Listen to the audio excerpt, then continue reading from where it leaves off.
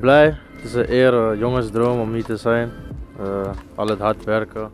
Mengejutkan, Ian Maatsen di luar dugaan mengaku gini soal Patrick Kluivert dan timnas Indonesia. Makin sengsara di Australia, Rafael Struijk malah jadi camat di klubnya jelang gabung timnas Indonesia. Semua dibuat terkejut. Pelatih Cina langsung jujur. Gini usai kalahkan timnas Indonesia di kualifikasi Piala Dunia ronde 3. Ternyata pomade yang dipakai Bang J dan kawan-kawan kini cuma 60 ribuan aja. Klik link di bawah ini ya. Cukup subscribe dan aktifkan tombol notifikasinya agar kalian tidak ketinggalan informasi putar timnas Indonesia dari kami.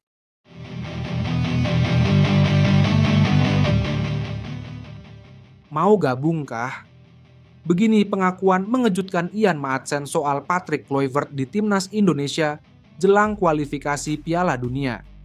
Pemain keturunan Indonesia Belanda Ian Maatsen baru-baru ini mengungkapkan sebuah cerita menarik yang membuat banyak penggemar sepak bola Indonesia terkejut. Dalam sebuah wawancara di Eropa, Maatsen mengaku pernah dihubungi langsung oleh pelatih timnas Indonesia, Patrick Kluivert, dengan tawaran yang cukup mengejutkan untuk dinaturalisasi dan bergabung dengan timnas Indonesia. Maatsen, yang saat ini bermain untuk Aston Villa, merupakan salah satu talenta muda yang tengah bersinar di Liga Inggris.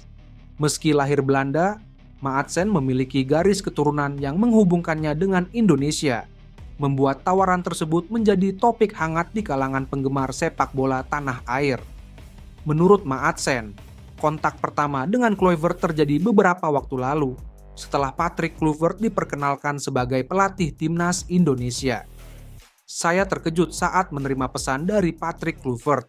Dia menjelaskan bahwa timnas Indonesia sangat tertarik dengan kemampuan saya dan menawarkan kesempatan untuk bergabung dengan mereka setelah proses naturalisasi, kata Maatsen. Pelatih asal Belanda itu memang dikenal memiliki hubungan yang erat dengan banyak pemain muda Eropa, termasuk yang memiliki hubungan keturunan dengan Indonesia.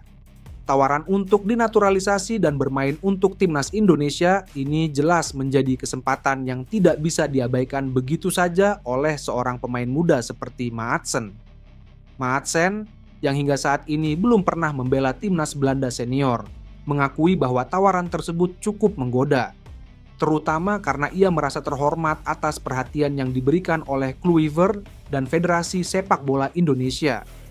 Saya merasa bangga bisa dihubungi oleh pelatih dengan reputasi sebesar Patrick Kluivert. Namun, saya masih harus melalui banyak pertimbangan. Saya harus berdiskusi dengan keluarga yang membutuhkan waktu cukup lama. Meski demikian, saya sangat menghargai tawaran tersebut, tambah Maatsen. Makin sengsara di Australia, Rafael Struijk malah jadi camat di klubnya jelang gabung timnas Indonesia. Striker timnas Indonesia, Rafael Struijk semakin tak memiliki menit bermain seiring terpuruknya Brisbane Roar. Seiring terpuruknya Brisbane Roar di Liga Australia, Rafael Struijk juga semakin minim mendapat menit bermain. Brisbane Roar kini berstatus tim juru kunci A-League 2024-2025 hingga pekan ke-15 pada Jumat, 31 Januari 2025. Tim berjuluk The Roar hanya mengoleksi 5 poin saja hingga saat ini. Perolehan poin Brisbane Roar terdiri dari 1 kemenangan, 2 hasil seri, dan 11 kekalahan dalam 14 pertandingan. Pada Jumat sore, Brisbane Roar menderita kekalahan ke-11 mereka musim ini saat takluk 0-1 Western Sydney Wanderers di kandang sendiri. Satu-satunya gol kemenangan tim tamu dicetak oleh Božidar Cruyff pada menit ke-8. Hasil ini semakin membuat Brisbane Roar nestapa sebagai tim juru kunci A-League. Seiring dengan hasil minor itu, semakin miris pula nasib striker timnas Indonesia Rafael Struijk. Rafael Struijk semakin tidak diberi kepercayaan oleh Brisbane Roar. Setelah kembali dari timnas Indonesia di ASEAN Cup 2024, Struijk hanya bermain 44 menit dalam 3 laga Brisbane Roar.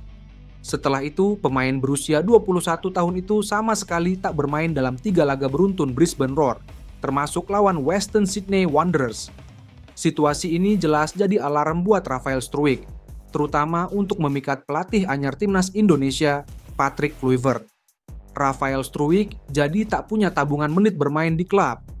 Padahal, Kluivert menyatakan sangat penting buat pemain timnas Indonesia memiliki menit bermain di klub. Rafael Struijk harus mulai berpikir lagi jika tidak mau kehilangan tempat di timnas Indonesia.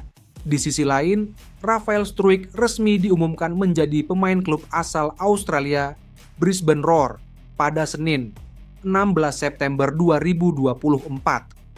Kabar bergabungnya pemain berusia 21 tahun tersebut sebenarnya cukup mengejutkan.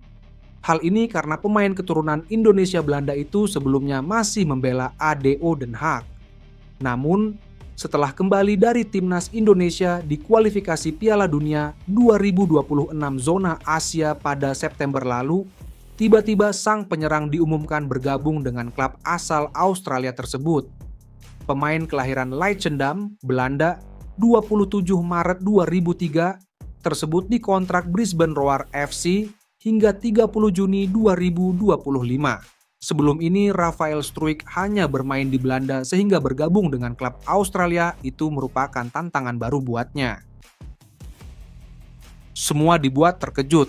Pelatih Cina langsung jujur gini usai kalahkan timnas Indonesia di kualifikasi Piala Dunia ronde 3. Pelatih Cina Branko Ivankovic membuat pengakuan jujur terkait pertandingan melawan timnas Indonesia di kualifikasi Piala Dunia 2026 yang digelar Oktober 2024 lalu. Timnas Indonesia menelan kekalahan saat bertandang ke markas Cina dengan skor 1-2. Meski begitu, Branko Ivankovic menyebutkan bahwa skuad Garuda adalah lawan tangguh. Pertandingan melawan Indonesia adalah yang paling sulit dan sensitif, ucap pelatih asal Kroasia tersebut dalam wawancara CCTV Football Night. Awalnya publik Cina sendiri beranggapan bahwa level timnas Indonesia tidak sebagus mereka. Apalagi dari ranking FIFA, tim merah putih terpaut jauh. Namun, Branko Ivankovic sendiri menampik anggapan bahwa timnas Indonesia bukan lawan yang lemah. Sebab, skuad Garuda punya tambahan pemain keturunan. Dalam konsep tradisional setiap orang, kekuatan timnas Indonesia tidak setingkat Cina. Tampaknya kekuatannya lebih buruk dari tim Cina, kata Ivankovic.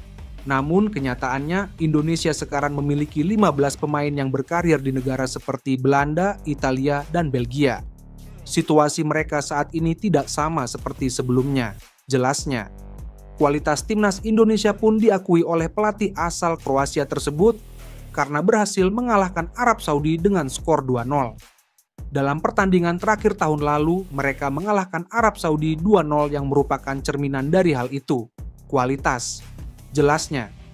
Sementara itu, timnas Indonesia kini memasuki era baru karena baru saja melakukan pergantian pelatih dari Shin Tae-yong ke Patrick Kluivert.